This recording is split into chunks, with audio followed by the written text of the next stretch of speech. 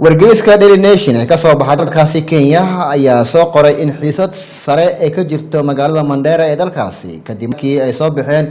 warar sheegay in ciidanka qaranka Soomaaliyeed ay ka soo muuqdeen xadka kala qeybiya Soomaaliya Kenya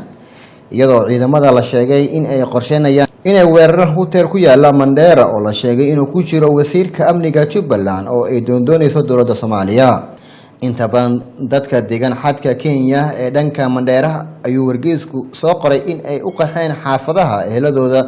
ee qaybaha kale ee magaalada Umar Maalin oo ah xildhibaan laga soo doorto dhanka bari ee magaalada Mandera ayaa ku baaqay in dowladda Kenya inay xirto Cabdirashiid kuna wareejiso dowladda Soomaaliya ama ay ka saarto isaga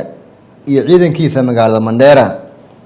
ma garanayo waxa ay dowladda ay kaga faa'iideysanayso dambiile raadinayo waa in dambiilaha la xiraa oo la soo dhiibaa Soomaaliya loo dhiibaa ama waa in laga saaraa Mandera si loo ilaaliyo nabadda ayuu yiri xildhibaan Maalin oo mar uu soo noqday ku-xigeenka barasaabka Mandera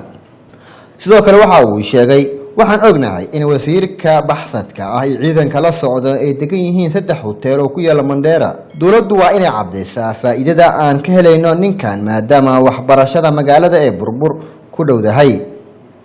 ayuu yiri xildhibaanka baarlamaanka dalkaasi Kenya mudane Umar Maalin dhanka kale Cabdiya Giire oo ganacsato caan ah ku iibisa tuulo dhow dhanka Soomaaliya ayaa waxa ay sheegtay in maalmadii Jimcaha ciidamada qaranka Soomaaliyeed ay isku dhaceen ciidanka Jubbaland oo taabacsan Janan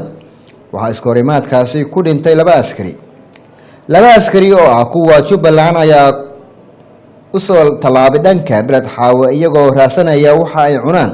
kadibna waxa ay isku dhaceen ciidanka dowladda federaalka waan cabsanaynaa ayay tiri Cabdiya oo la hadashay Daily Nation